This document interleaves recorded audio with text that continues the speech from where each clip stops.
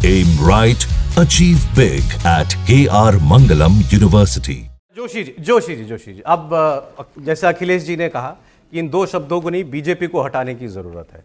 ये दो शब्द हट जाएंगे तो क्या हो जाएगा? देखिए, मैं वहां से शुरुआत करना चाहूंगा जहां से प्रोफेसर साहब ने कहा है। और प्रोफेसर साहब स्वयंसेवक संघ के कार्यकर्ता हैं, उसके स्वयंसेवक हैं। इन्होंने शुरुआत कहां से करी? इन्होंने कहा कि मैं न्यायपालिका को चैलेंज इन्होंने करा। इन्होंने कहा कि न्यायपालिका को मुझे आपत्ति है, जिन्होंने सही ठहराया था कि सेकुलर शब्द को और सोशलिस्ट शब्द को, वहां से आपत्ति है। यानी इन्हें संविधान से आपत्ति है, इन्हें आरक्षण से आपत्ति है, इन्हें सामाजिक न्याय की लड़ाई से आपत्ति है।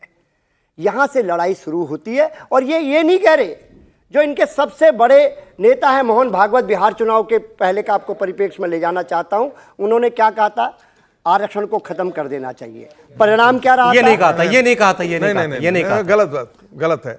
Let me complete. नहीं, देखिए, समय नहीं, मैंने बस जोशी, लेकिन फिर कोई एक सेकंड, कोई स्टेटमेंट ऑफ फैक्ट हो तो फिर वो ठीक है।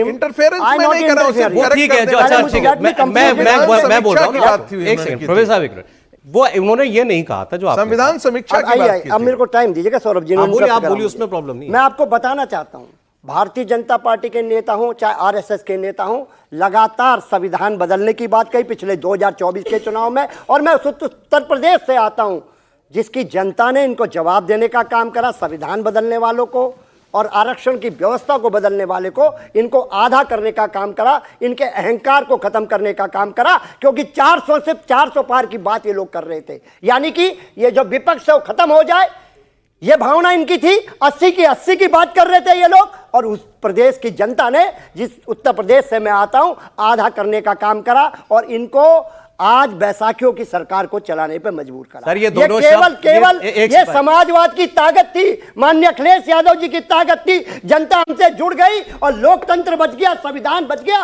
और आज आरक्षण पर फिर बहाने से आरएसएस के कार्यकर्ता के द्वारा फिर से देश में इस तरह का माहौल तैयार किया जा रहा है कि देश के सामाजिक न्याय की लड़ाई को किस प्रकार कमजोर किया जाए। जेपी के सारे अनुयायी लालू जी, मुलायम सिंह यादव जी रहे, ये देश समझ रहा है।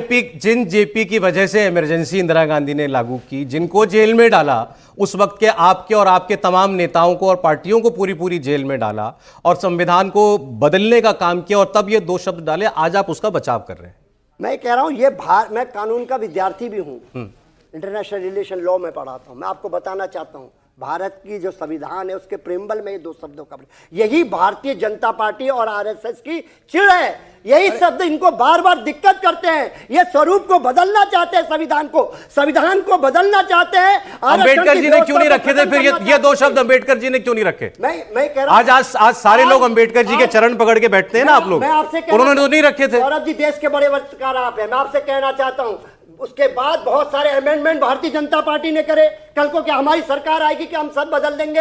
ऐसा नहीं है। अगर सरकार कुछ अच्छा जनहित में करती है, मैं हैरान इस बात पर हूं। देखिए, आपकी सरकार आए, जोशी जी नहीं कर सकते। आपकी सरकार आ जाए, आप संविधान को जैसे मर्जी रखिए। एक सेकेंड, मुझे हैरानी इस बात की हो रही है कि आप इनके ऊपर संविधान बदलने का आरोप लगा रहे हैं, और आपने ठीक कहा कि यही नारा दे के आपने यूपी में इनको हाफ कर दिया, उसमें सच्चाई है। अरे लेकिन जहां असली में संविधान बदला गया 1976 में इमरजेंसी के दौरान, उस पर दो शब्द भी नहीं।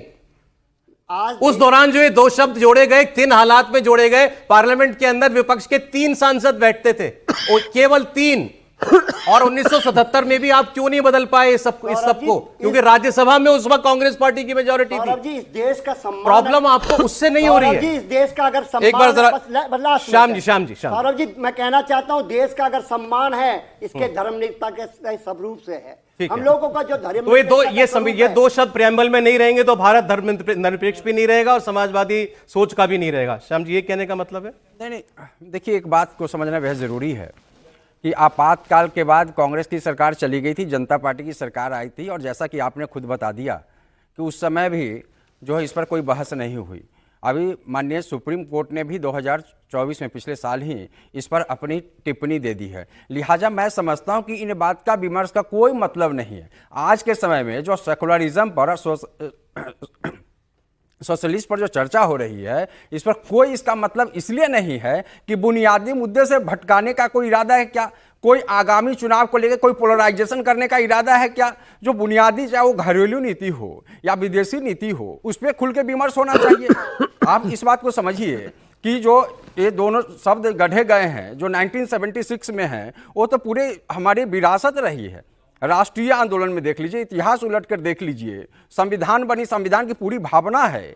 जो सेकुलरिज्म की बात कर रहे हैं, सोशलिस्ट की बात आप कर रहे हैं, वो सोशलिस्ट मार्क्सिज्म नहीं है। ये बात हमें समझना पड़ेगा। जो मतलब परेशानी का सबब है, वो परेशानी का सबब ये नहीं कि ये शब्द है, परेशानी का सबब ये है कि ये मार्क्सवाद से आ रही है। ये हमें समझना पड़ेगा, इस विमर्श को समझना पड़ेगा कि जो भारत के तमाम बड़े बड़े नेताओं ने, बड़े बड़े दार्शनिकों ने जो उस मार्क्सवाद को समाजवाद में जब बदला, उसका भारतीयकरण किया, जिस भारतीयता की बात करते हैं उस मर्म को समझना पड़ेगा। ये बात को सिर्फ राजनीतिक चश्मे से देखना बहुत ही विडंबना हमारे लोकतंत्र की है। पिछली सरकारों ने कुछ किया, हमको सब उसको बदल दे, अगली सरकार क्या करेगी। इस अगर नजरिए से अगर हम राजनीति को देखेंगे तो भारत का जो लोकतंत्र है, जिसके अपनी एक संघर्ष, एक गाथा है, राष्ट्रीय आंदोलन, राष्ट्र निर्माण की पूरी प्रक्रिया का नाम है, तो हम किधर ले जाना चाहते हैं अपने लोकतंत्र को, इन बातों को, क्योंकि आम जनता इन बातों आप कह रहे हैं बहस बेमानी है। नहीं, इन वर्ड को हटाने का कोई मतलब मैं नहीं कर रहा हूं। माननीय सुप्रीम कोर्ट का फैसला आप मानते हैं ना, सर्वोच्च अदालत का फैसला को आप मानते हैं ना, उससे आप डिसएग्री कर सकते हैं,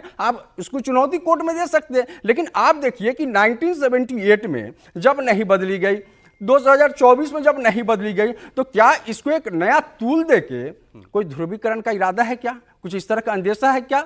इस बात को इस इससे ध्रुवीकरण होगा क्या है वो तो अब सियासी गलियारों से लोग चर्चा करेंगे, लेकिन आगामी चुनावों में इन बात को तूल देके कोई सियासी लाभ लेना है क्या? और आप कह रहे हैं कि आरएसएस अगर कहती है कि सेक्युलर शब्द हटा दो कॉन्स्टिट्यूशन से, तो इससे कोई ध्रुवीकरण, कोई पोलराइजेशन करना चाहते हैं। आपको मैं बता रहा हूं कि लेकिन दूसरे शब्द को हटाने से नुकसान भी हो सकता है। नहीं, आप समझिए, एक से फायदे की बात है तो दूसरे से नुकसान भी हो सकता है। नहीं, आप सौरभ जी समझिए कि जो सेकुलरिज्म है, धर्मनिरपेक्षता की आप बात करते हैं या समाजवाद की बात करते हैं, ये तो सोशियो इकोनॉमिक कंडीशन है। समता मूलक समाज का निर्माण, सौहार्दपूर्ण समाज का निर्माण बाबा साहब का सपना था। अच्छा, ठीक।